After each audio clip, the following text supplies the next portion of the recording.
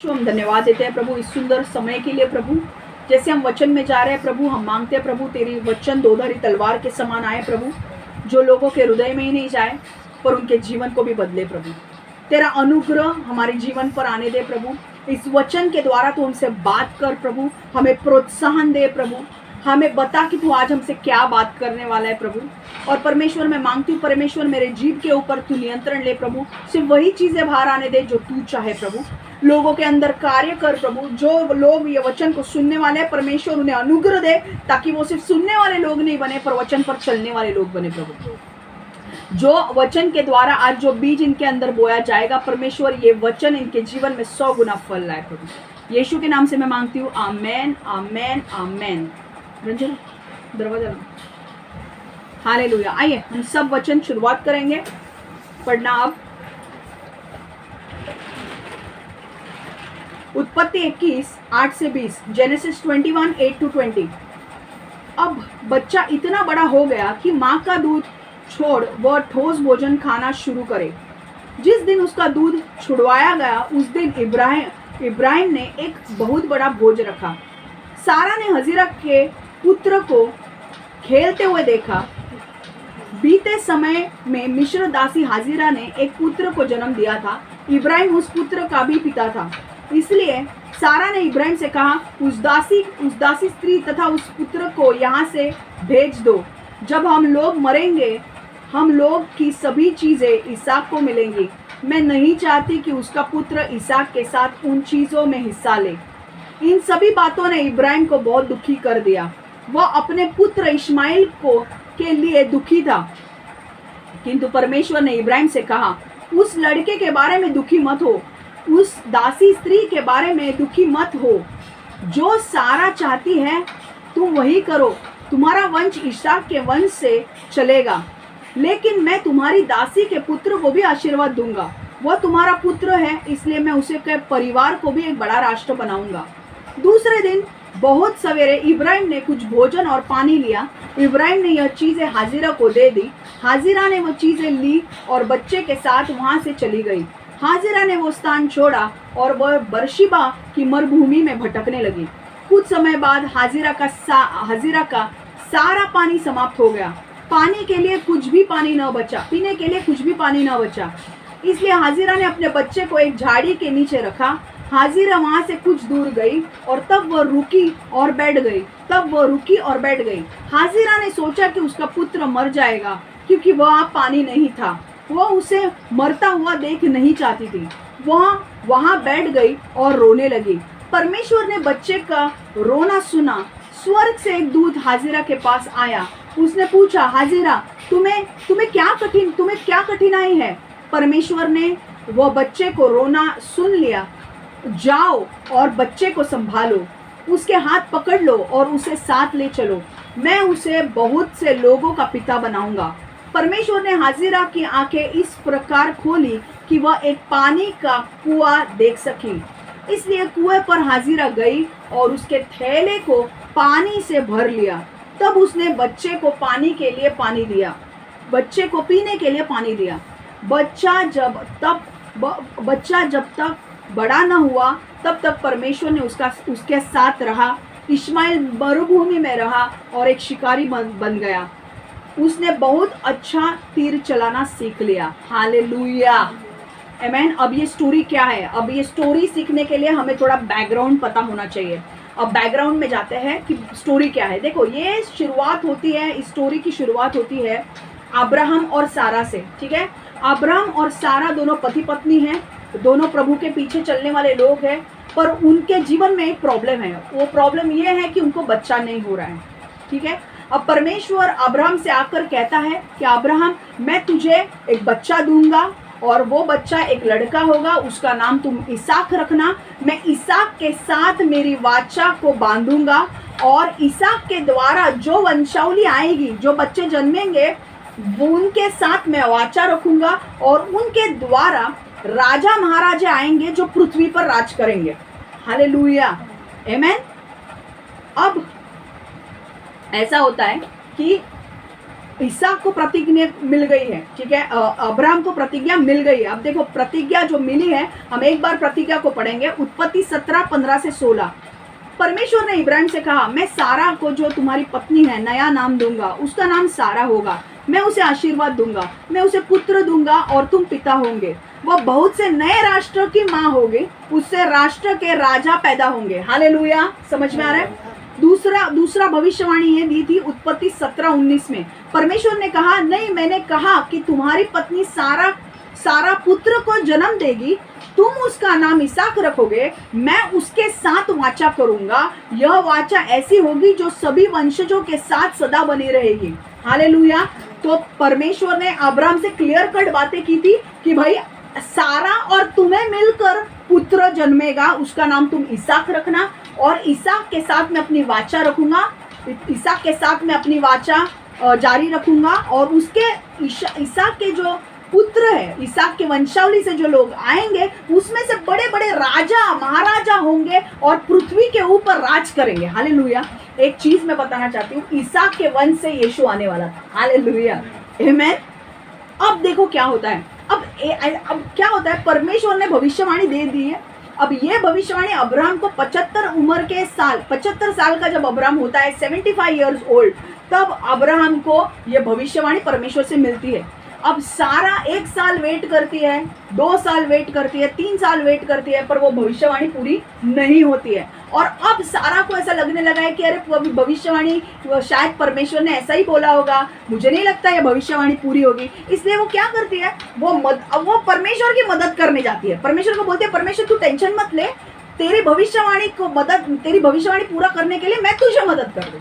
सारा अपने मन से परमेश्वर की भविष्यवाणी पूरा करने जाती है, और वो क्या करती है, निराश होने के वजह से, क्योंकि उसको बच्चा नहीं हो रहा है, 1 साल हो गया, 2 साल हो गया, 10 साल हो गया, उसे बच्चा नहीं हो रहा है, वो क्या करती है, वो सारा अपने जो उसकी जो नौकरानी होती है ना, हजीरा करके, उस नौकरानी को अब्राहम को दे देती है, और अब्राहम से कहते हैं कि तू जा और मेरे नौकरानी के साथ सो जा, और उसके द्वारा तुझे जो बच्चा होगा ना, उस बच्चे को हम गोद ले लेंगे और उसे हमारा नाम देंगे, और वो हमारे घर का वारिस होगा। समझ में आ रहा है। तो सारा खुद होकर अपने पति को अपने नौकरानी के साथ शारीरिक संबंध बनाने के लिए छोड़ देती है, ताकि उससे बच्चा जन्मेगा और वो उसके घर का वारिसदार होगा। अब ये शुरुआत क्यों हुई थी इस चीज की, क्योंकि अब्राहम ने परमेश्वर से बोला कि परमेश्वर तूने मुझे सब कुछ दिया है, पर मेरे घर का वारिसदार नहीं है। तब परमेश्वर ने उसे कहा था कि मैं तुझे तेरा वारिसदार दूंगा, वो इसहाक होगा, और इसहाक के द्वारा तेरे वंशावली को मैं आशीष दूंगा।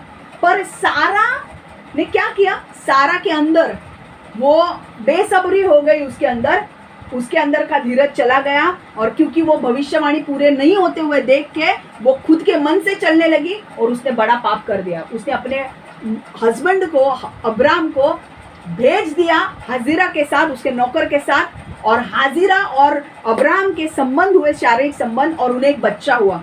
अब उसका नाम था इश्माइल। समझ में आ गया इतना। अब ये बच्चा था इश्माइल, ठीक है। अब इश्माइल तो पैदा हो गया, अब परमेश्वर का वक्त आता है उसके एक्चुअल भविष्यवाणी पूरा करने का। अब इतने साल से इश्माइल पैदा हो गया है, इश्माइल उनके घर पे भी है, पर परमेश्वर का वाचा का बच्चा है क्या वो? परमेश्वर ने जिसके लिए बच्चे के लिए बोला था, क्या वो बच्चा है? नहीं, वो नहीं था। पर एक वक्त आया जब अब्राहम 75 साल में उम्र में दी गई भविष्यवाणी पूरे होने जा रही थी, और 99 साल जब अब्राहम 99 साल का था, 99 इयर्स ओल्ड था, तब परमेश्वर ने आकर अब्राहम से कहा, अब्राहम सुन, अब अगले साल जो मैंने तुझे भविष्यवाणी दी है वो भविष्यवाणी पूरी होगी। अगले साल यही समय पर तेरे सारा एक बच्चे को जन्म देगी, और तू उसका नाम इसहाक रखेगा, और मैं इसहाक के साथ वाचा बनाऊंगा, और उसके द्वारा जो उसकी वंशावली आएगी वो उससे बड़े बड़े राजा और महाराजा आएंगे। अब जैसा परमेश्वर ने कहा है वैसा अगले साल सारा बच्चे को जन्म देती है। अब्राहम 100 साल का हो जाता है, और अब्राहम 100 साल का है, और सारा 90 साल की हो जाती है, और अब्राहम एक बच्चे को जन्म देता है जो परमेश्वर ने उसे कहा था 75 साल के उम्र में। और ये बच्चे का नाम अब्राहम इसहाक रखता है। अब बच्चा जन्मने के बाद एक्चुअल हमारी स्टोरी अब शुरू हो रही है। ठीक है, अभी इतना समझ में आ गया, अब पढ़ेंगे। ठीक है, अब देखो, अब बच्चा इतना बड़ा हो गया कि माँ का दूध छोड़ वह ठोस भोजन खाना शुरू करे।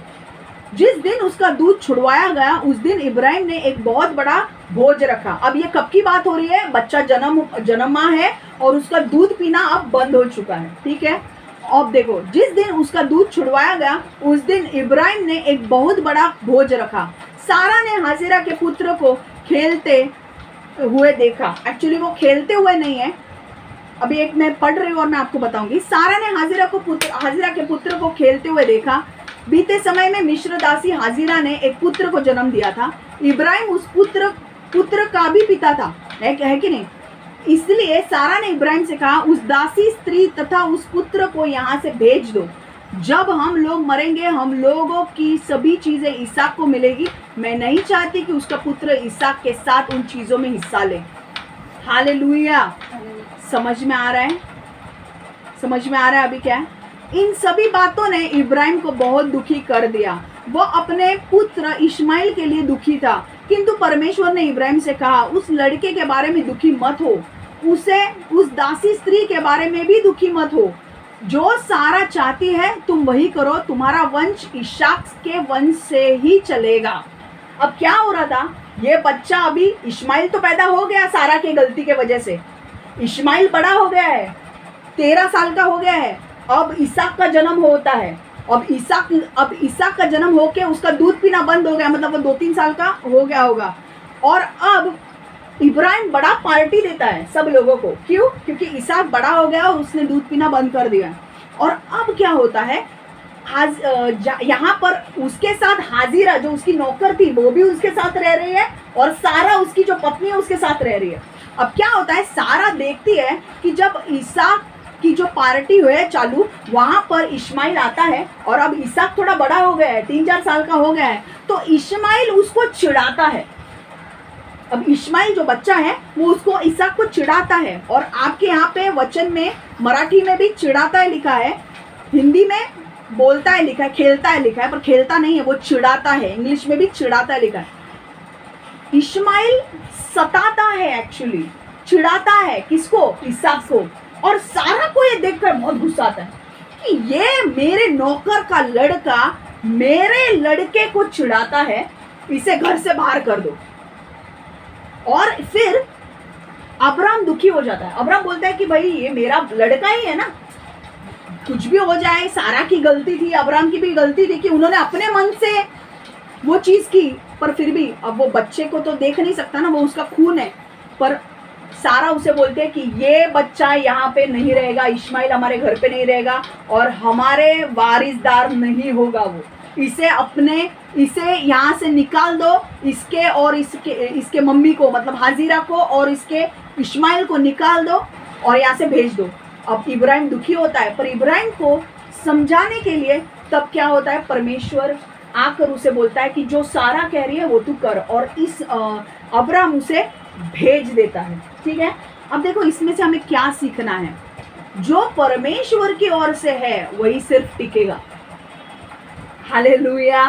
परमेश्वर की ओर से कौन था? इसहाक था या इश्माइल? इसहाक था। हालेलुया। क्योंकि परमेश्वर ने उसके लिए भविष्यवाणी दी थी। कौन घर पे रहा? इसहाक घर पे रहा। किसको जाना पड़ा? इश्माइल को जाना पड़ा। क्योंकि क्या वो इश्माइल परमेश्वर की ओर से था? परमेश्वर की ओर से नहीं था। वो सारा की गलती थी, अब्राहम की गलती थी, और उनके द्वारा वो हुआ था। वो परमेश्वर के कहने पे इश्माइल नहीं था। इश्माइल के बारे में परमेश्वर ने सोचा भी नहीं था। इश्माइल एक गलती के वजह से हुआ था जो सारा ने की थी। अब मैं आपको एक चीज बोलती हूँ, आपके जीवन में भी सिर्फ वही चीजें टिकेगी, सिर्फ वही चीजें रहेंगी जो परमेश्वर की ओर से है। अगर आप अपने मन से चलोगे, मन से कुछ चीजें प्राप्त करने की कोशिश करोगे, तो वो चीजें नहीं रहेगी। सारा क्या कर रही थी? अरे उसको बच्चा चाहिए, बच्चा चाहिए। वो बच्चे के लिए इतना पागल हो गई कि वो सरोगेट मदर बन गई। मतलब उसने हाजिरा को अपना पति दे दिया और उसके बच्चे के द्वारा अपने बच्चे को नाम रखने वाली थी, उसका बच्चा अपने गोद में लेने वाली थी। तो ये क्या कर रही थी? सारा गलत कर रही थी ना। परमेश्वर के आगे जाके काम कर रही थी वो।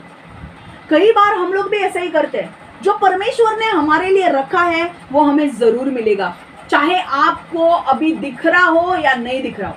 देखो, अब्राहम को कुछ नहीं दिख रहा था, पर 75 साल की उम्र में उसे भविष्यवाणी दी गई थी कि अब्राहम और सारा को बच्चा होगा, इतने लंबे उम्र में उनको बच्चा होगा, और परमेश्वर ने उसे पूरा किया। अगर परमेश्वर ने आपके जीवन में कुछ भविष्यवाणी दी है ना, तो मैं आपको लिख के देती हुई भविष्यवाणी पूरी होने वाली है। चाहे अब्राहम और सारा के जैसे आपके भविष्यवाणी को पूरा होने के लिए बहुत टाइम बीत गया है, बहुत टाइम लग रहा है, पर मैं आपको आज बोल रही हूँ कि आपके जीवन में अगर परमेश्वर ने कोई भी भविष्यवाणी दी है तो वो उसे पूरा करेगा।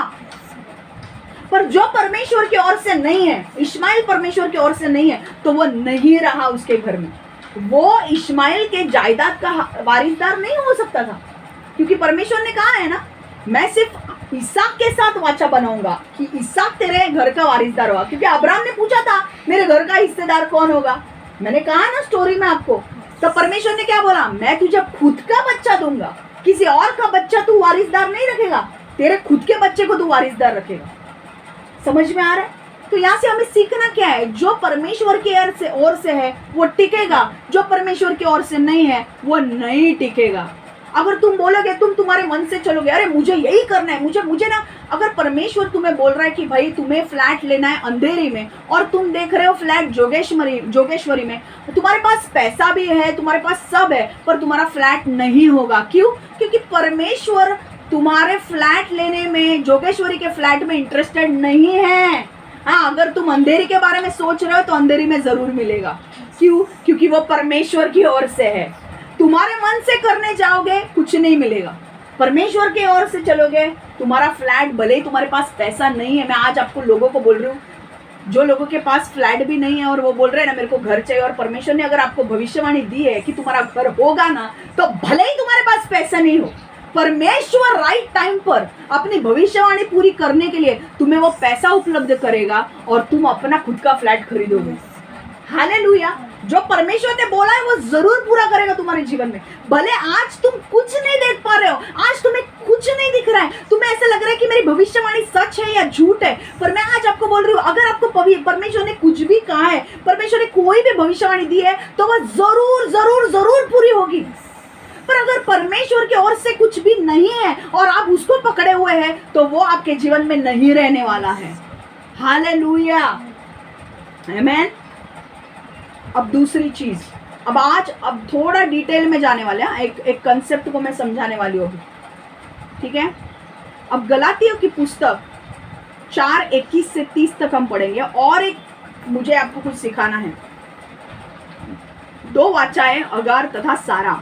मुझे यह बताओ, तुम जो व्यवस्था के अधीन रहना चाहते हो, क्या तुम वास्तव में व्यवस्था का पालन नहीं करते?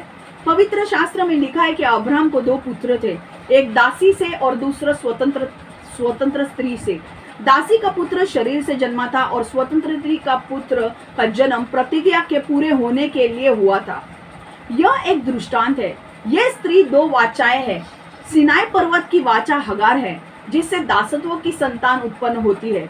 हगार अरब में सिनाई पर्वत है, जो वर्तमान यरूशलेम का प्रतीक है, क्योंकि वह संतानों सहित दासत्व में है। किंतु स्वर्गीय यरूशलेम स्वतंत्र है, वह हमारी माता है, जैसे कि लिखा गया है, बांझ तुम जो संतान उत्पन्न करने में असमर्थ हो, आनंदित हो, तुम जो प्रसव पीड़ा से अनजान हो, जय जयकार करो, क्योंकि त्यागी हुई की संतान सुहागिन की संतान से अधिक है।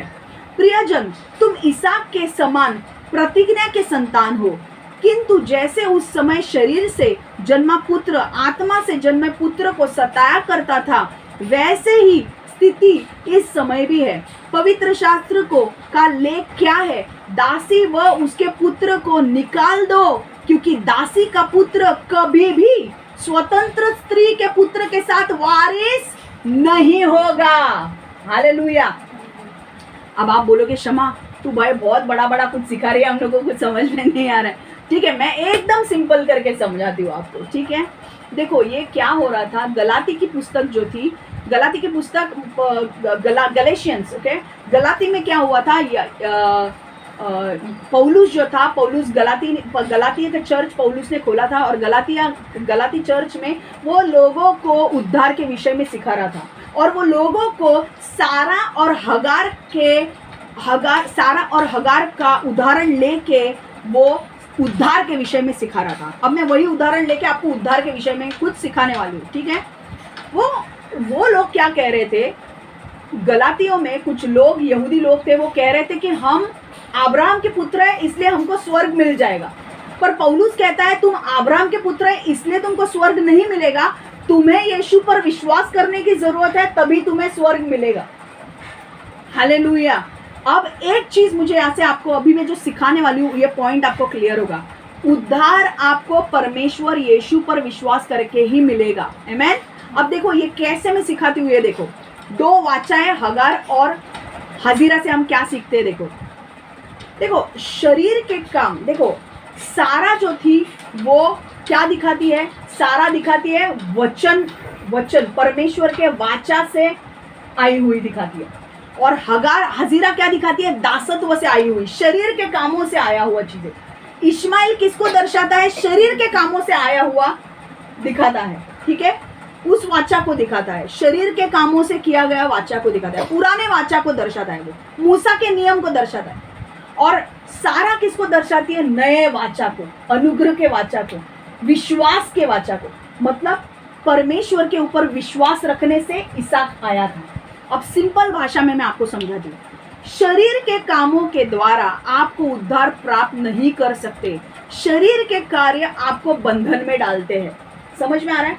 कुछ लोग क्या समझते हैं कि मुझे मोक्ष पाना है, मुझे ये जन्म और मृत्यु के उससे मोक्ष पाना है, और उसके लिए मैं अगर ज़्यादा पुण्य करूँगा, ज़्यादा लोगों की सेवा करूँगा, पुण्य करूँगा, तो मुझे मोक्ष मिलेगा, मुझे स्वर्ग मिलेगा।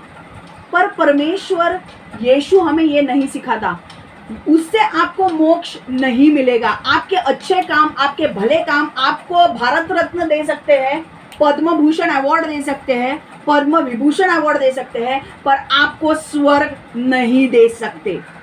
समझ में आया? स्वर्ग का वारिसदार आप नहीं बन सकते शरीर के कामों के द्वारा। समझ में आ रहा है? आप शरीर के कामों के द्वारा, मतलब शरीर से आप सेवा कर रहे हो, ये कर रहे हो, सेवा करोगे, परमेश्वर से आपको वाह मिलेगी, पर आपको स्वर्ग में एंट्री नहीं मिलेगी। स्वर्ग में एंट्री आपके अंदर आत्मा से जब आप विश्वास करोगे यीशु पर, तभी मिलेगी। तो ये मेरा पॉइंट क्या है, समझो। शरीर के कामों के द्वारा, आपके अच्छे भले कर्मों से आप स्वर्ग नहीं जाओगे, आप स्वर्ग के वारिसदार नहीं बनोगे। वैसे ही इश्माइल कैसे आया था, शरीर के द्वारा। इश्माइल का जन्म कैसे हुआ था, सारा ने शरीर के कामों के द्वारा, मतलब सारा ने क्या किया था, इश्माइल का जन्म परमेश्वर के द्वारा नहीं था, वो सारा के शरीर के कामों के द्वारा हुआ था। शरीर के काम मतलब सारा अपने मन से चल रही थी, सारा ने परमेश्वर का सुन के नहीं चल रही थी। शरीर से चलना मतलब अपने मन से चलना, परमेश्वर का न सुन के चलना, उसे बोलते हैं शरीर से चलना, ठीक है। तो सारा ने क्या किया, सारा बेसब्र हो गई। 1 साल नहीं हुआ, 2 साल नहीं हुआ, 3 साल नहीं हुआ, इसलिए उसको क्या लगा कि चलो मैं ही कुछ करती हूँ, और वो अपने मन से चलने लगी। जबकि उसको भविष्यवाणी आई थी, जबकि परमेश्वर ने उसे भविष्यवाणी दी थी आत्मा के द्वारा। क्या दी थी कि तुझे बच्चा होगा, पर वो उसने क्या किया, उसने हाजिरा को खुद से अपने हस्बैंड के साथ भेज दिया, अब्राहम के साथ, और उसे सोने के लिए मजबूर किया, और वहां से वो इश्माइल बच्चा आया था। तो इश्माइल क्या अब्राहम का वारिसदार था? नहीं था। क्यों वारिसदार नहीं था? क्योंकि वो परमेश्वर के प्रतिज्ञा से आया था क्या? नहीं आया था। तो क्या वो उस घर का वारिसदार हो सकता था? नहीं हो सकता था। वैसे ही हम शरीर के कामों से स्वर्ग का वारिसदार नहीं हो सकते। हमारे अच्छे कार्य, हम सेवा करते हैं, हम लोगों की मदद करते हैं, सब अच्छा है, पर अगर मैंने सेवा कर रही है, मैंने लोगों की मदद कर रही हूँ, मुझे पद्म भूषण अवार्ड मिल रहा है, भारत रत्न मिल रहा है, पर मुझे यीशु क्या स्वर्ग का वारिसदार में नहीं हूँ, मुझे स्वर्ग नहीं मिलेगा। क्योंकि स्वर्ग पाने के लिए मुझे आत्मा से विश्वास करना जरूरी है, तभी मुझे स्वर्ग मिलेगा। जब मैं यीशु में आती हूँ, मुझे ये विश्वास करना जरूरी है कि यीशु एकमात्र परमेश्वर है जिसने मेरे पापों को ले लिया है क्रूस पर और मुझे क्षमा दी है। और तभी जब मैं विश्वास करती हूँ, जब मैं अंगीकार करती हूँ, मुंह से अंगीकार करती हूँ और हृदय में विश्वास करती हूँ कि परमेश्वर यीशु एकमात्र पिता है, एकमात्र प्रभु है जिसने मेरे पाप लिए, तभी मैं स्वर्ग जाऊंगी। हालेलुया। अब वैसे ही देखो, आत्मा के द्वारा यीशु पर विश्वास करके आप स्वर्ग के वारिसदार हो सकते हैं। अगर आपको स्वर्ग में वारिसदार होना है, अगर आपको स्वर्ग की चीजें चाहिए, अगर आपको स्वर्ग का भाग होना है, तो आपको आत्मा के द्वारा, विश्वास के द्वारा ही आपको स्वर्ग मिलेगा। कैसे? देखो, अब्राहम, इसहाक का जन्म परमेश्वर ने दिए हुए वादे के द्वारा था, है कि नहीं? इसहाक, इसलिए इसहाक आशीष था, है कि नहीं? क्यों इसहाक आशीष था? क्योंकि इसहाक के द्वारा उसकी वंशावली, इसहाक के बाद याकूब आने वाला था, याकूब के 12 बच्चे होने वाले थे, और याकूब के यहूदा जो पुत्र था उसके द्वारा यीशु आने वाला था, और यीशु के द्वारा यीशु बलिदान जाने वाला था और सारे लोगों को पाप से बचाने वाला था। इसलिए इसहाक आशीष था। समझ में आ रहा है?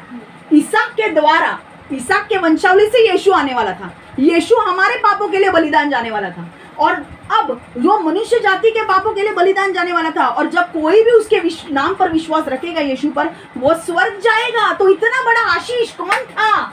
इसहाक। इसहाक का आना जरूरी था, इसीलिए इसहाक आशीष था। समझ में आ रहा है? अब अब्राहम ने इसहाक को कैसे पाया? गलती किसने की थी? अब्राहम ने गलती नहीं की थी, सारा ने गलती की थी। गलती सारा की थी, और अब्राहम उसके बातों में आकर अब्राहम ने गलती की। पर गलती पहले किसकी थी? सारा ने। कि सारा ने भविष्यवाणी का वेट नहीं किया। भविष्यवाणी, अरे 10 साल लग रहे, 15 साल लग रहे, 20 साल लग रहे, इसलिए उसने वेट नहीं किया, और उसने क्या किया? शरीर के काम, मतलब परमेश्वर की बात को अनसुना कर दिया। अपने मन से वो चली और उसने हजीरा को अब्राहम को दे दिया, और इश्माइल पैदा हुआ। पर अब्राहम ने क्या किया? अब्राहम स्थिर खड़ा था 99 साल तक। अब्राहम फिर भी विश्वास में था कि नहीं, परमेश्वर ने मुझे बोला है ना। अब्राहम की गलती नहीं थी। अब्राहम क्या बोल रहा था? कि परमेश्वर ने मुझे बोला है, वो करेगा। ये सारा के वजह से ये गड़बड़ हुई थी, और अब्राहम विश्वास में खड़ा था। अब्राहम ने ये सारी प्रतिज्ञा जो अब्राहम को परमेश्वर ने दी थी, अब्राहम ने ग्रहण की थी वो प्रतिज्ञा। और अब्राहम ने क्या किया? विश्वास किया परमेश्वर के ऊपर कि नहीं परमेश्वर, मेरा एज हो चुका है, मैं 99 साल का हूँ, मुझे पता है तूने कहा है मुझे बच्चा होगा, मुझे बच्चा होगा। मैं कैसे होगा मैं नहीं जानता हूँ, पर होगा। और जब वो 100 साल का हो गया, उसे सारा के द्वारा, सारा गर्भवती हुई और वो बच्चा हुआ। तो वो बच्चा कहाँ से था? परमेश्वर की ओर से था। जब अब्राहम ने परमेश्वर के ऊपर विश्वास किया, तब इसहाक आया। और इसहाक कौन था? इसहाक उस घर का एक्चुअल हिस्सेदार था, वारिसदार था।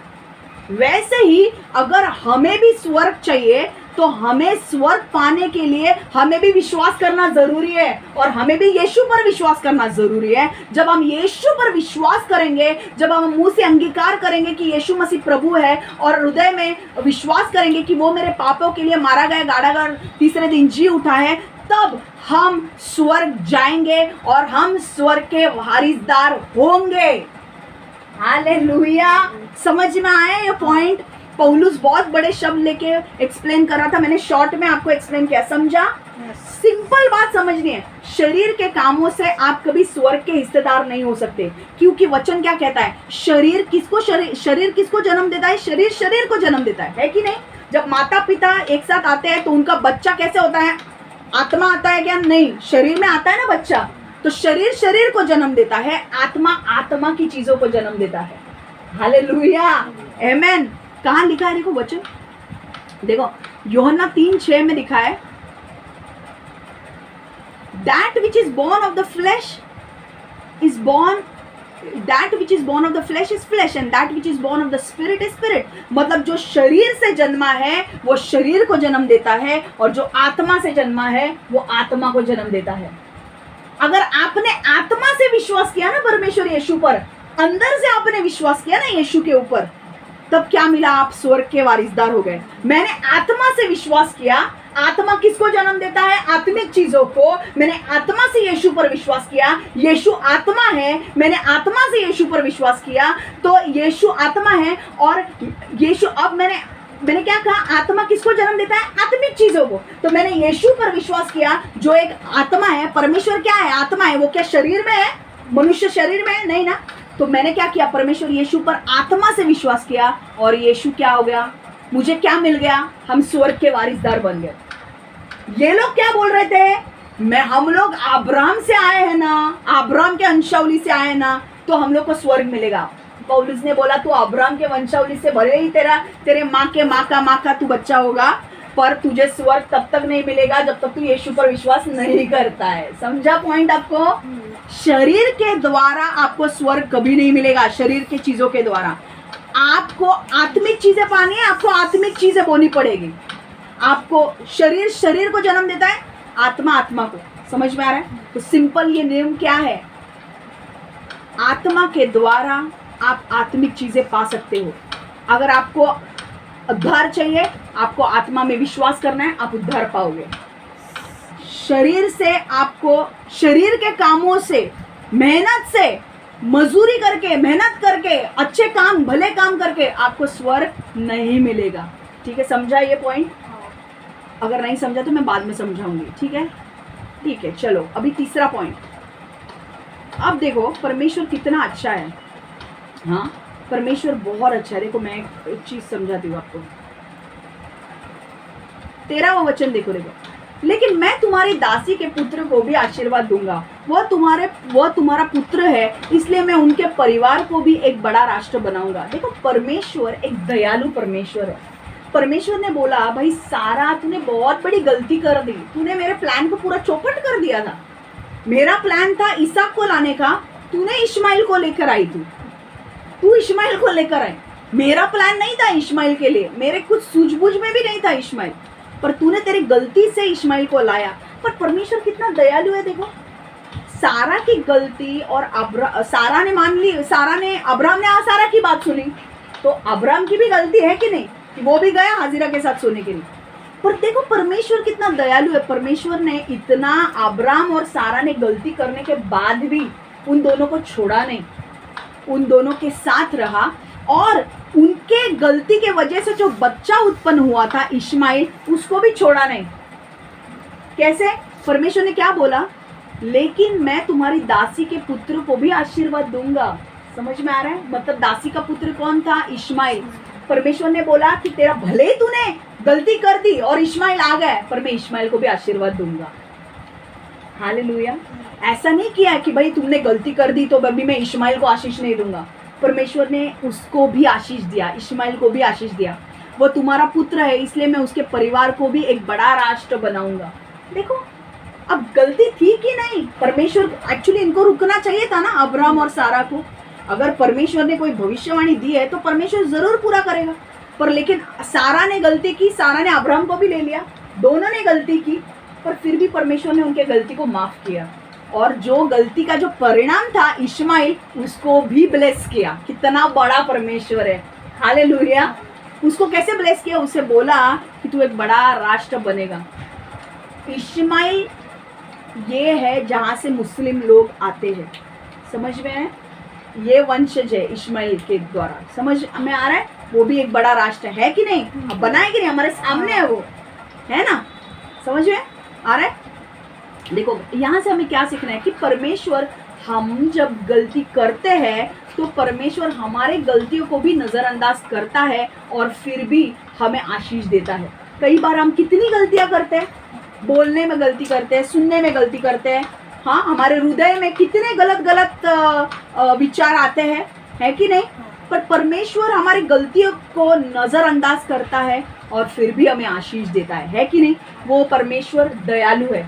जब परमेश्वर क्या बोलता है, आज भी जब हम गलती करते हैं तो हमें परमेश्वर से दूर नहीं भागना है, हमको परमेश्वर के करीब आना है। क्योंकि 1 यूहन्ना 1:9 क्या कहता है कि 1 यूहन्ना 1:9 कहता है कि अगर हम परमेश्वर के करीब आते हैं और हम परमेश्वर को हमारे पाप सारे बताते हैं कि हमने ये किया है, वो किया है, तो परमेश्वर हमें क्षमा करता है।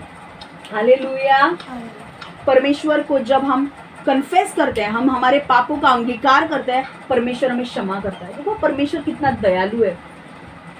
अगर हमने ऐसा किया होता तो हम करते? हम अब्राहम और सारा, अगर हम परमेश्वर होते तो अब्राहम सारा को क्षमा करते? नहीं करते। बोलते तूने गलती किया, अभी संभाल। पर परमेश्वर ऐसा नहीं है। परमेश्वर दयालु परमेश्वर है। अब बेचारे इस्माइल की क्या गलती है? इस्माइल ने थोड़ी प्लान करके आया था, ये तो सारा ने गलती की तो इसके वजह से आया। पर परमेश्वर ने, देखो तुम कभी कभी गलती भी करते हो और गलती के परिणाम भी तुम भुगतते हो। इस्माइल एक परिणाम था ना, पर उस परिणाम का भी परमेश्वर ने क्या किया? उसे भी आशीष दिया। परमेश्वर ने इस्माइल को भी आशीष दिया और क्या बोला उससे? अब्राहम, क्योंकि वो तेरा बच्चा है, मैं उसे आशीर्वाद दूंगा। देखो परमेश्वर ने ऐसा नहीं किया कि अब्राहम तूने गलती की, अब मैं तुझसे बात करना बंद कर दूंगा या तुझसे मेरी दया तुझसे निकाल दूंगा। वैसा नहीं किया परमेश्वर ने। अब्राहम की गलती के वजह से भी अब्राहम को परमेश्वर उसके साथ रहा और परमेश्वर ने बोला अब्राहम तूने गलती की है, मैं तुझे क्षमा करता हूँ, पर मैं क्योंकि वो तेरा बच्चा है मैं उसे भी आशीर्वाद दूंगा। यहाँ से हमें क्या समझ में आता है? परमेश्वर एक दयालु परमेश्वर है। आप भी कभी गलती करते हो तो आपको इतना डरने की जरूरत नहीं है। क्या करो? गलती करो तो पीछे परमेश्वर से दूर मत भागो, परमेश्वर के करीब आओ, परमेश्वर से अंगीकार करो कि बाबा परमेश्वर मैंने पाप किया है, उस पाप से पश्चाताप करो। परमेश्वर वापस आपको उसके प्रेम से भरेगा और वापस उसके मकसद में आपको चलाएगा। क्या सारा और अब्राहम को छोड़ दिया मकसद से? बिल्कुल नहीं। इनफैक्ट उनका मकसद शुरू होने वाला था इसहाक के द्वारा। इसहाक के द्वारा तो यीशु आने वाला था। पर परमेश्वर देखो कितना दयालु है, परमेश्वर ने छोड़ा नहीं। मैं आपको बोलती हूँ आप गलती भी करते हो ना, मैं ये नहीं बोल रही हूँ कि आप गलती करते रहो। मैं ये बोल रही हूँ कि हमारा परमेश्वर दयालु है। जब आप गलती करते हो ना तो कुछ लोग क्या करते हैं, गलती उनके अंदर इतना गिल्टी कॉन्शियस होता है, उनके अंदर इतना वो दोष उनके अंदर होता है ना, अरे बाप रे मैंने परमेश्वर के खिलाफ काम किया। पर परमेश्वर क्या कहता है कि जो यीशु में है उन पर कोई दोष नहीं है। तो परमेश्वर क्या कहता है कि तुम मेरे पास आओ, जब तुम गलती करते हो कबूल करो तुम्हारी गलती और गलती को पश्चाताप करो। पश्चाताप मतलब वापस वो गलती मत दोहराओ, मैं तुम्हें क्षमा करूंगा और वापस तुम्हें तुम्हारे मकसद में लेकर आऊंगा।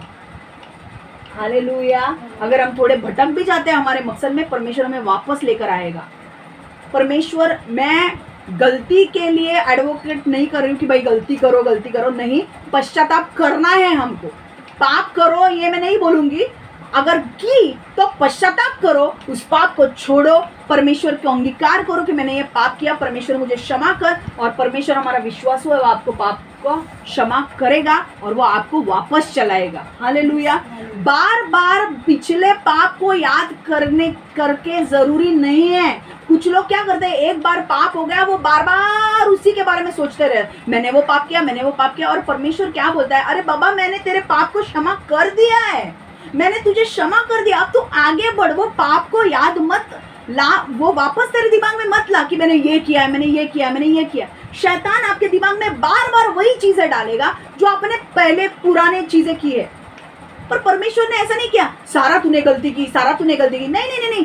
परमेश्वर ने उसे माफ किया, सारा को इसहाक के साथ ले लिया, इसहाक के द्वारा उसकी वंशावली को आगे बढ़ाया। हमें भी वैसे ही करना है। हमें पाप करते हैं, हमें परमेश्वर के पास आना है, पश्चाताप करना है, परमेश्वर से क्षमा मांगनी है और वापस परमेश्वर के साथ आगे बढ़ना है। बार बार वो पाप को याद नहीं करना है। समझ में आ गया? क्योंकि एक बार परमेश्वर ने क्षमा कर दी, क्षमा किया। आगे देखो 14 से 17 वचन। दूसरे दिन बहुत सवेरे इब्राहिम ने कुछ भोजन और पानी लिया। इब्राहिम ने यह चीजें हाजिरा को दे दी। हाजिरा ने वो चीजें ली और बच्चे के साथ वहां से चली गई। हाजिरा ने वो स्थान छोड़ा और वो बर्शिबा की मरुभूमि में भटकने लगी। कुछ समय बाद हाजिरा के सारा पानी समाप्त हो गया, पानी पीने के लिए कुछ भी पानी न बचा। इसलिए हाजिरा ने अपने बच्चे को एक झाड़ी के नीचे रखा। हाजिरा वहां से कुछ दूर गई, तब वह रुकी और बैठ गई। हाजिरा ने सोचा कि उसका पुत्र मर जाएगा क्योंकि वह वहाँ पानी नहीं था। वह उसे मरता हुआ देखना नहीं चाहती थी। वह वहाँ बैठ गई और रोने लगी। परमेश्वर ने बच्चे का रोना सुना। स्वर्ग से एक दूत हाजिरा के पास आया। उसने पूछा, हाजिरा तुम्हें क्या कठिनाई है? परमेश्वर ने वहाँ बच्चे का रोना सुन लिया। जाओ और बच्चे को संभालो, उसका हाथ पकड़ लो और उसके साथ चलो, मैं उसे बहुत से लोगों का पिता बनाऊंगा। अब क्या हो गया, अब्राम को जैसे सारा ने बोला कि हाजिरा को निकाल दे घर से, अब्राम ने क्या किया, अब्राम ने हाजिरा को पानी दिया और खाने को दे दिया भोजन, और हाजिरा को निकाल दिया घर से। हाजिरा और इस्माइल घर से निकल गए, और अब हाजिरा कहाँ गई, मरुभूमि में वो भटक रही थी, मतलब रेगिस्तान में वो भटकने लगी। ठीक है, मरुभूमि मतलब रेगिस्तान में भटकने लगी। अब वो भटक रही है, उसे कुछ नहीं दिख रहा है। और अब वो इतनी दुखी हो चुके हैं कि उसे कुछ दिख नहीं रहा है। और वो क्या करती है, वो अपने बच्चे को लेती है, एक झाड़ के नीचे रखती है और खुद थोड़ा दूर जाकर एक झाड़ के नीचे बैठ जाती है, और वहां पर जाकर वो रोने लगती है, दुखी होती है। वो कहती है कि मैं अपने बच्चे को मरता हुआ नहीं देख सकती, इसलिए मैं उसके साथ नहीं बैठूंगी, मैं थोड़ा दूर जाके बैठूंगी। और तब वहां पर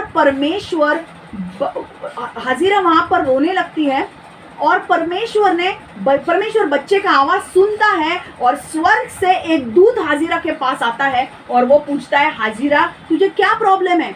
परमेश्वर उसे कहता है, बच्चे का मैंने रोना सुन लिया है, जा और बच्चे को ले, और मैं उसे भी बहुत से लोगों का पिता बनाऊंगा। जा और उस बच्चे को ले, उसे संभाल, मैं उसे भी बच्चे का पिता बनाऊंगा। इससे हमें क्या समझना है, इससे हमें ये समझना है कि परमेश्वर हमारे दर्द को देखता है, और आपके दर्द को देखता है, और आपके आंसुओं को सुनता है। हालेलुया।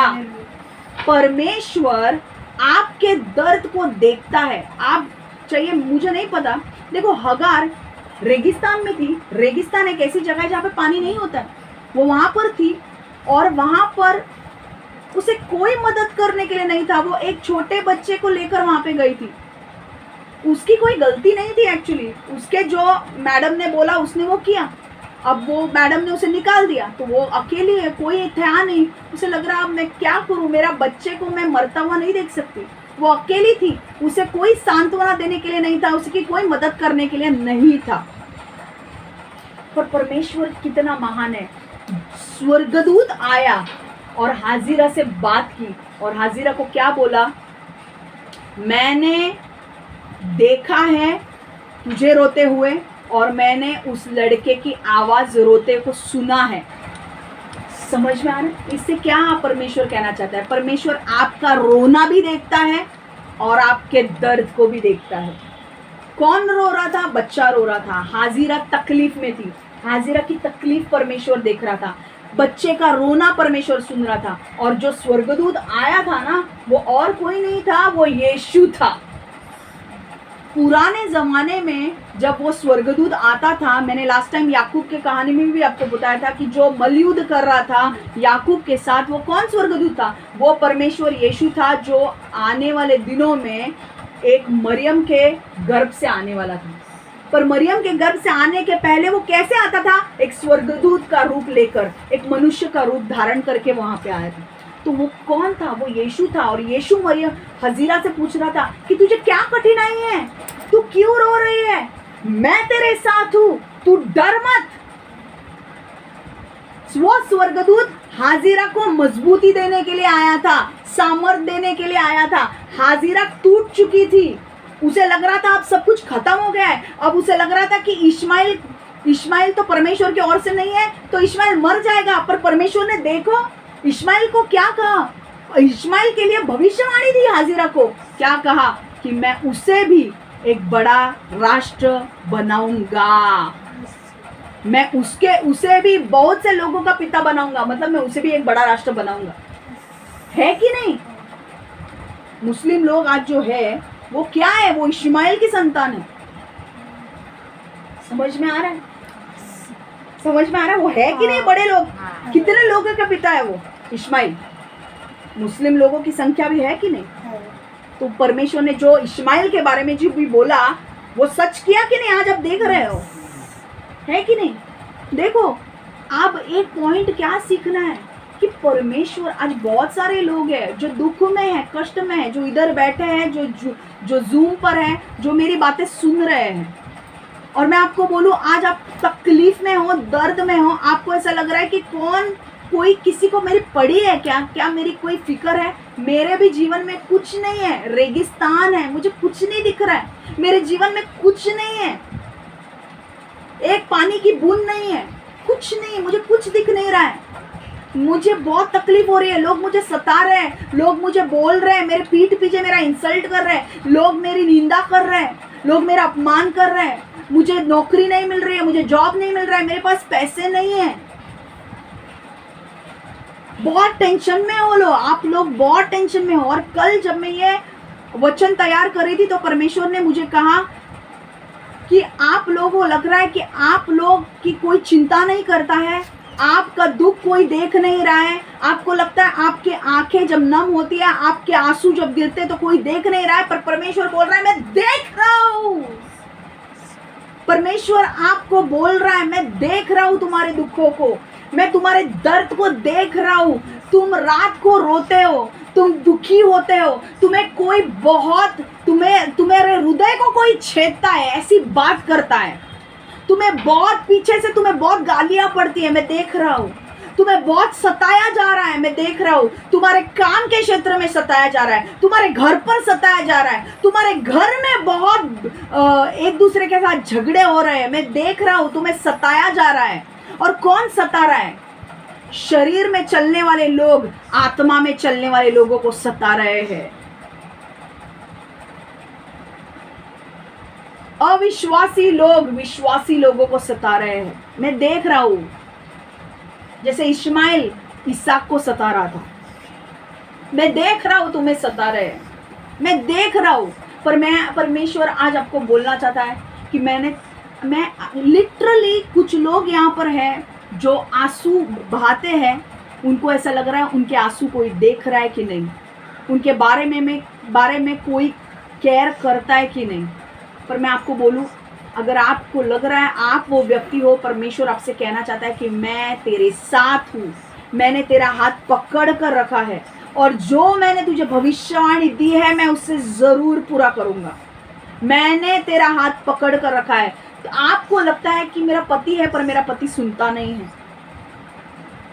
आपको लगता है कि मेरी बीवी मेरी सुनती नहीं है, आपको लगता है कि मेरे दर्द को कोई समझ नहीं पा रहा है, और आप एक हजीरा की तरह हो, रेगिस्तान में भटक रहे हो, आपके जीवन में कुछ आशीष नहीं है, कुछ नहीं है, और आप तकलीफ में हो, रोज आपको कुछ सुनना पड़ता है, रोज आपको दर्द होता है, कोई ना कोई आपको आके कुछ बोल देता है, रोज आपके साथ लड़ाई झगड़े करते हैं लोग, और आप तकलीफ में हो। आपके जीवन में जो खुशी है ना वो चली गई है, आप बहुत हंसना बंद कर दिया है, आपने हंसना बंद कर दिया है, आप रो रहे हो। आप कई बार आपके आंख से आंसू नहीं आते हैं क्योंकि आपका हृदय कठोर हो चुका है कि अभी आंखों से आंसू आने भी बंद हो गए हैं, क्योंकि आपको इतनी तकलीफ है। पर परमेश्वर आज आपको बोलना चाहता है, मैं तुमसे प्रेम करता हूँ, मैं तुम्हारे दर्द को देख रहा हूँ, जैसे मैंने हाजिरा के दर्द को देखा वैसे मैं तुम्हारे दर्द को देख रहा हूँ। हाजिरा को लग रहा था मेरे साथ कोई नहीं है, तुम्हें भी वैसा ही लग रहा है तुम्हारे साथ कोई नहीं है। हाजिरा को लग रहा था अब मैं मर जाऊंगी और मेरा बच्चा भी मर जाएगा, आपको भी ऐसा ही लग रहा है कि मैं मर जाऊंगी, मैं और नहीं ले सकती इस चीज़ों को। पर परमेश्वर कह रहा है मेरा अनुग्रह तेरे लिए काफ़ी है, मेरा अनुग्रह तेरे लिए काफ़ी है। और परमेश्वर बोल रहा है डरो मत, मैं तुम्हारे साथ हूँ। जैसे हाजिरा को वो स्वर्गदूत ने आकर कहा तुझे क्या कठिनाई है, मैं तेरे साथ हूँ, तेरे बच्चे को ले और आगे बढ़। परमेश्वर आज आपको भी कह रहा है तुम्हें क्या कठिनाई है, मैं सब कुछ देख रहा हूँ, मैं सब कुछ सुन रहा हूँ, तुम्हारे दर्द को देख रहा हूँ, तुम्हारे आंसुओं को देख रहा हूँ, तुम्हारे परेशानियों को देख रहा हूँ। पर धीरज मत हार, कमजोर मत पड़, सामर्थी बना रहे, मैं तेरे साथ हूँ, मैं तेरे साथ चलूंगा, मैं तुझे तेरे छोर पर लेकर आऊंगा, मैंने जो तुझे प्रतिज्ञा दी है मैं उससे पूरा करूंगा। परमेश्वर कह रहा है भले तुझे दिखे या ना दिखे, मैं तुझे दिया हुआ वादा पूरा करूंगा। परमेश्वर बोल रहा है आपको मुझे पता है बहुत सारे लोगों को ऑफिस में बहुत तकलीफें हो रही है, रिलेशनशिप में बहुत प्रॉब्लम्स हो रहे हैं, कुछ लोगों को सताव आ रहा है, शैतान बहुत सता रहा है, घर में सता रहा है, ऑफिस में सता रहा है, रिलेशनशिप में सता रहा है, हर एक चीज जिसमें आप करते हो, फाइनेंसेस में सता रहा है, हर एक क्षेत्र में आपको सता रहा है। पर परमेश्वर कह रहा है तुम्हारा आशीष बहुत करीब है, तुम्हारा आशीष बहुत करीब है। परमेश्वर आज आपको बोल रहा है तुम्हारा आशीष बहुत करीब है, तुम बहुत जल्दी कुछ बड़ा देखने जाने वाले हो। हालेलुया, तुम एक नया आशीष को प्राप्त करने वाले हो। परमेश्वर कहता है जो मुझ पर, जो मेरी बाट जोते हैं वो कभी हारेंगे नहीं, वो कभी थकेंगे नहीं, पर वो आगे बढ़ते रहेंगे। हालेलुया, परमेश्वर कह रहा है मुझ पर भरोसा रखो, मेरे ऊपर भरोसा रखो, मेरे ऊपर विश्वास रखो, मैं तुम्हें तब तक हारने नहीं दूंगा जब तक मैं तुम्हें तुम्हारे स्थान पर लेकर नहीं आता। हालेलुया, मैं तुम्हारा हाथ नहीं छोड़ूंगा। परमेश्वर कहता है मैंने तुम्हारे दर्द को देखा है, तुम्हारे रोने को देखा है, और मैं जल्द से जल्द उस दर्द को निकालने वाला हूँ आपके जीवन से। ये भविष्यवाणी को ग्रहण करो, बोलो मैं ग्रहण करती हूँ, मैं ग्रहण करता हूँ। परमेश्वर भजन संहिता 147 में कहता है परमेश्वर उनके टूटे मनों को चंगा किया करता और उनके घावों पर पट्टी बांधता है। He heals the broken hearted and bind up their wounds। परमेश्वर क्या करता है, जो टूटे हुए मन है, जो टूटे हुए हृदय है, यहाँ पर टूटे हुए मन है, यहाँ पर टूटे हुए हृदय है, जो यहाँ पर बैठे हुए हैं, जो यहाँ पर मेरा वचन सुन रहे हैं और जो YouTube पर भी वचन सुन रहे हैं, आपके मन टूट चुके हैं, आपका हृदय टूट चुका है, पर परमेश्वर पर कह रहा है मैं तेरे मन को चंगा करने वाला हूँ, मैं तेरे हृदय को चंगा करने वाला हूँ, और मैं तेरे घाव के ऊपर बहुत जल्दी पट्टी बांधने वाला हूँ। हालेलुया, मैं तेरे दर्द के ऊपर पट्टी बांधने वाला हूँ, मैं तेरे घाव के ऊपर मलहम लगाने वाला हूँ। हालेलुया, आप बहुत जल्द परमेश्वर का बड़ा आशीष आपके जीवन में देखने वाले हो। इसे ग्रहण करो, मैं ये भविष्यवाणी है जो आपको परमेश्वर दे रहा है। आप बहुत जल्दी परमेश्वर का आशीष को ग्रहण करने वाले हो, आपके जीवन में नई चीजें आने वाली है। Receive it in the name of Jesus. बोलो प्रभु यीशु में ग्रहण करती हूँ, प्रभु यीशु में ग्रहण करता हूँ।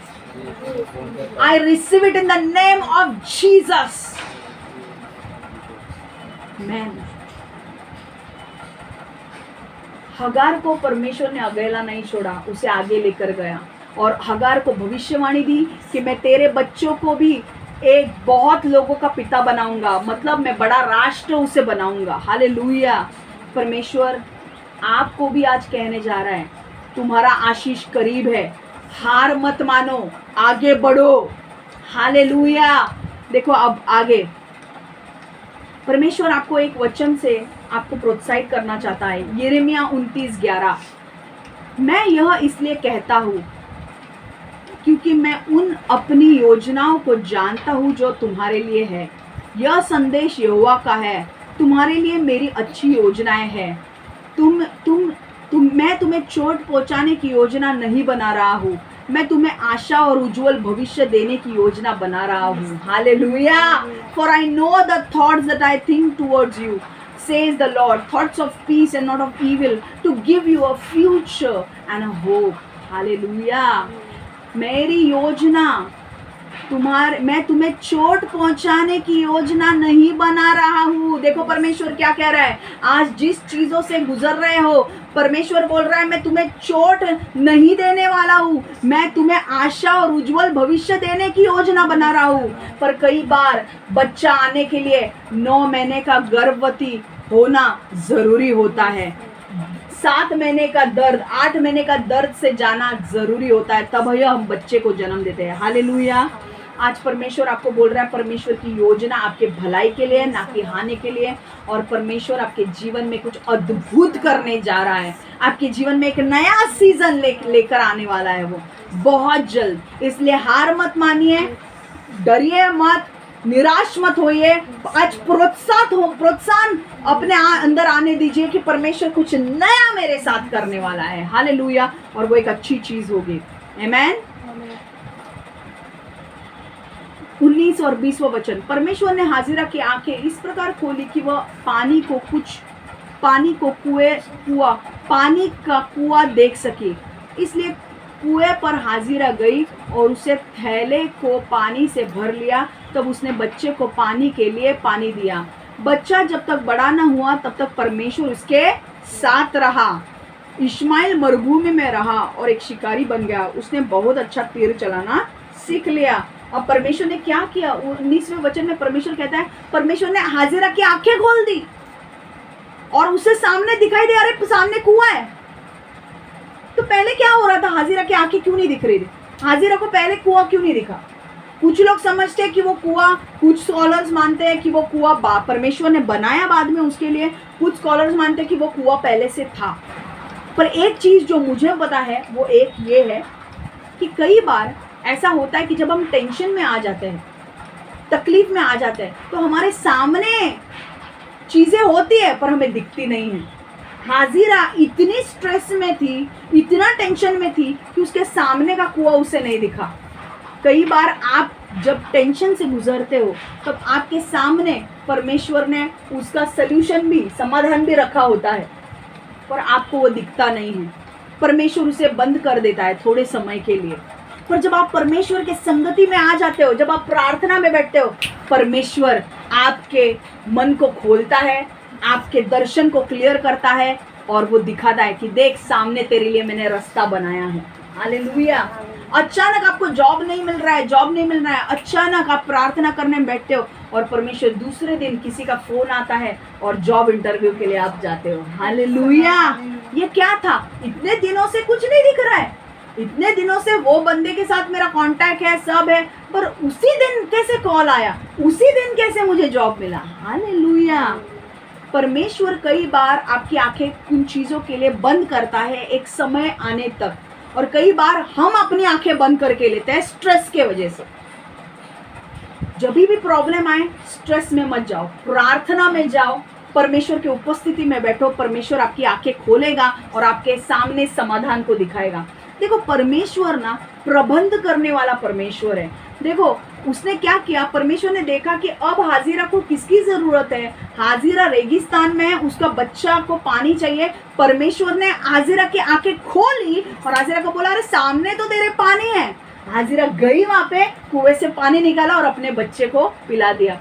इतना ही नहीं किया, परमेश्वर ने क्या बोला? बच्चा मरुभूमि में रहा, रेगिस्तान में रहा और परमेश्वर उसके साथ रहा। बच्चे ने उसको, परमेश्वर ने उसे छोड़ा नहीं। देखो, वो हाजिरा एक छोटे से घर से एक नौकरानी थी, पर परमेश्वर लोगों को नहीं देखता है, परमेश्वर हृदय को देखता है। जब हाजिरा ने परमेश्वर को अपनाया, परमेश्वर उसके साथ रहा। आज परमेश्वर तुम्हारा बैकग्राउंड नहीं देखता है कि तुम क्या काम करते हो, तुम क्या करते हो। परमेश्वर तुम्हारा हृदय देखता है। क्या तुम विश्वास से मेरे पास आते हो? और परमेश्वर कहता है, अगर तुम विश्वास मेरे ऊपर रखोगे, मैं तुम्हारा हाथ एंड तक नहीं छोड़ूंगा। भले ये विश्वास, परमेश्वर से विश्वास को देखता है, भले तुम झाड़ू लगाने वाले हो, पोछा करने वाले हो, कचरा उठाने वाले हो, परमेश्वर को उससे कुछ फर्क नहीं पड़ता। परमेश्वर ये देखता है कि ये मेरा बेटा है, ये मेरी बेटी है, भले ही ये कचरा उठाती है, झाड़ू लगाती है, कुछ भी करते है, इसने मेरे ऊपर, राजा के ऊपर विश्वास रखा है, मैं उसके साथ रहूंगा, मैं उसे प्रबंध करूंगा। देखो, हाजिरा की जो जरूरत थी, परमेश्वर ने उस जरूरत को पूरा किया। हाजिरा को पानी की जरूरत थी, पानी दिया। आज आप, जब हम निराश होते हैं, कई बार हमें सही तरीके से हम नहीं सोच पाते हैं, हम चीज़ों को सही तरीके से नहीं देख पाते हैं, परमेश्वर आपको सही समय पर जिस चीज़ की आपको ज़रूरत है वो प्रबंध करेगा। हालेलुया। अगर आप यीशु में चलते रहोगे ना, और आप निराश नहीं होगे, क्योंकि आज आपको नहीं दिख रहा है, इसका मतलब ये नहीं है कि कभी होगा नहीं। परमेश्वर ने आज आपकी आंखें बंद करके रखी है, क्योंकि आपका सही समय अभी तक आया नहीं है। पर जब सही समय आएगा, परमेश्वर आपके लिए मार्ग को खोलेगा, परमेश्वर आपके लिए प्रदान करेगा, परमेश्वर आपको देगा। कई बार आपके जीवन में आपको कुछ चीजें नहीं मिलती है, इसलिए नहीं क्योंकि आप बेकार हो या आप खराब हो, इसलिए क्योंकि परमेश्वर का समय नहीं आया है। और जब परमेश्वर का समय आता है, परमेश्वर प्रबंध करता है, परमेश्वर देता है। हालेलुया। परमेश्वर ने, हम अब मुझे ये नहीं सोचना है कि भाई परमेश्वर ने वहाँ पे कुआं बनाया या हाजिरा की आंखें खोली, मुझे ये नहीं देखना है। मुझे ये देखना है कि हाजिरा को एक ज़रूरत थी और परमेश्वर ने उसकी ज़रूरत को पूरा किया।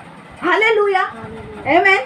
वो कैसे किया वो मैं नहीं जानना चाहती, वो किया वो ज्यादा महत्वपूर्ण है। वो परमेश्वर के ऊपर छोड़ो, परमेश्वर को कैसा करना है, क्या करना है, कुआं बनाना है, कुआं सामने लाना है, क्या करना है, मेरी जरूरत पूरी की। परमेश्वर बहुत बड़ा है आमेन। हमें सिर्फ विश्वास रखना है, कार्य कैसे भी करके देने दो आमेन। मरियम आके यीशु को बोलने लगी, भाई उनके पास दाखरस खत्म हुआ है। मरियम ने ये नहीं सोचा कि भाई अब कैसा यीशु दाखरस बनाएगा, पानी इतना चाहिए, फिर दाखरस के लिए इतना ये चाहिए, अंगूर चाहिए। मरियम ने ये नहीं सोचा।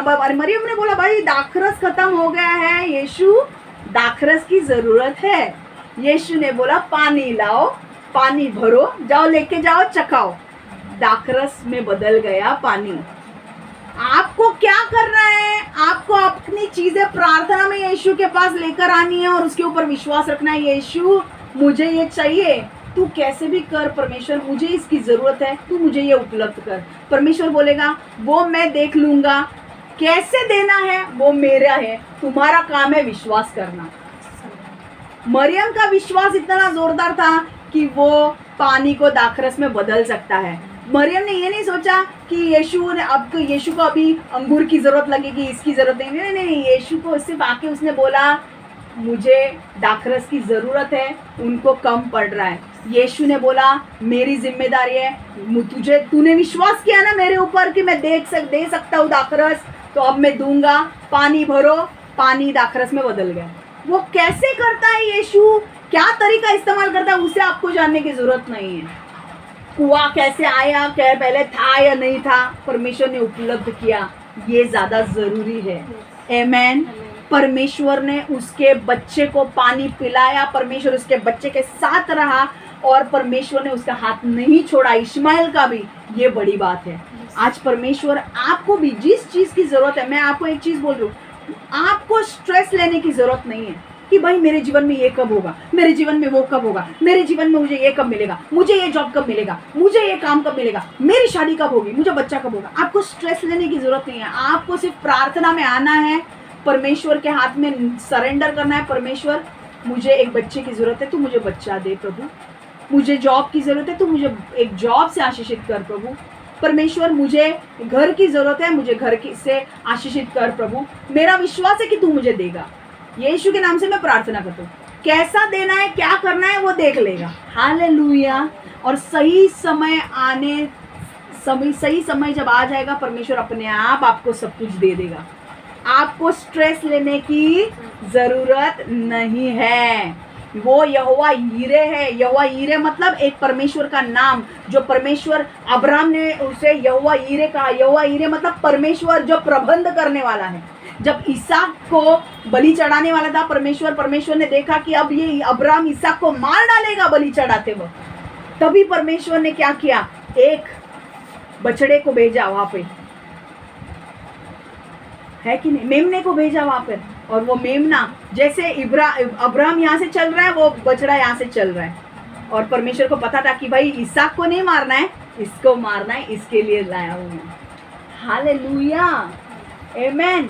परमेश्वर आपको सही समय पर सब कुछ प्रबंध करेगा। आपको टेंशन लेने की बिल्कुल जरूरत नहीं है। मैं आपको बोल रही हूँ, आपको सिर्फ एक ही चीज करनी है, आपको सिर्फ परमेश्वर करना, आपको सिर्फ परमेश्वर पर विश्वास रखना है कि परमेश्वर, भले आज मुझे कुछ दिख नहीं रहा है, पर मेरा विश्वास है कि जो प्रतिज्ञा तूने मुझे दी है, तू उसे पूरा करेगा। आमेन। हालेलुया। आइए सब हम प्रेयर करेंगे। परमेश्वर यीशु, हम विश्वास करते हैं प्रभु कि आज तूने हमें जो सिखाया है, कि प्रभु हम विश्वास करते हैं कि प्रभु हम एक विश्वास पर चलने वाले लोग बनेंगे। हम जानते हैं परमेश्वर कि जो तेरी ओर से है वही सिर्फ टिकेगा, जो तेरी ओर से नहीं है वो नहीं टिकेगा प्रभु। हम जानते हैं कि परमेश्वर उद्धार विश्वास करने से आता है, भले कार्यों से नहीं प्रभु। हम जानते हैं प्रभु कि परमेश्वर तू एक दयालु परमेश्वर है और तू हमें भी दया दिखाएगा, और तू परमेश्वर हमारे पापों को भी क्षमा करेगा। और हमने अगर कोई गलती भी की है तो परमेश्वर हम क्षमा मांगते हैं प्रभु। तू हमें क्षमा कर प्रभु, और हमें भी वापस आगे लेकर जा प्रभु। हम परमेश्वर मांगते हैं प्रभु कि जैसे तूने हगार का हाजिरा का दुख देखा और उसके बच्चे का रोना सुना, परमेश्वर तू हमारा भी दुख देख रहा है। हमारा भी रोना सुन रहा है परमेश्वर, और तूने आज भविष्यवाणी दी है कि तू बहुत जल्दी हमें उस दुख से बाहर निकालने वाला है। हम विश्वास करते कि ये होने वाला है। तू हमें एक नए सीजन में लाने वाला है प्रभु परमेश्वर। तू एक प्रबंध करने वाला परमेश्वर है। हम विश्वास करते कि जैसे तूने हाजिरा के लिए पानी का प्रबंध किया, तू हमारे जीवन में भी हमारे जरूरतों का प्रबंध करेगा, और सही समय पर जिस चीज की हमें जरूरत है वो तू हमें देगा प्रभु। हमें उसके लिए स्ट्रेस लेने की जरूरत नहीं है, कहाँ से आएगा कहाँ नहीं। हम विश्वास करते हैं कि तू हमारे जीवन में जो हमारी कमी घटी है तू उसको पूरा करेगा प्रभु परमेश्वर। मैं मांगती हूँ प्रभु, जो लोग सुन रहे हैं प्रभु, हर एक को अनुग्रह दे, इस वचन से प्रोत्साहन दे प्रभु परमेश्वर। इन्हें स्थिर रहने के लिए अनुग्रह दे प्रभु। आने वाले दिनों में एक नए लेवल पर जाने के लिए इनको मदद कर, नए आशीष को ग्रहण करने के लिए इन्हें मदद कर प्रभु, कि ये लोग एक नया अनुग्रह में जा रहे हैं, नए आशीष को पाने जा रहे हैं। इनके जीवन में एक नए सीजन को देखने के लिए इन्हें मदद कर प्रभु। आने वाले दिनों में परमेश्वर एक आशीष तू दे रहा है प्रभु, वो आशीष मिलने तक इन्हें अनुग्रह दे, ताकि ये पीछे नहीं हटे पर ये आगे बढ़ते रहे तेरे साथ प्रभु। यीशु के नाम से मैं प्रार्थना करती हूँ। Amen, amen, amen. God bless you all. Take care.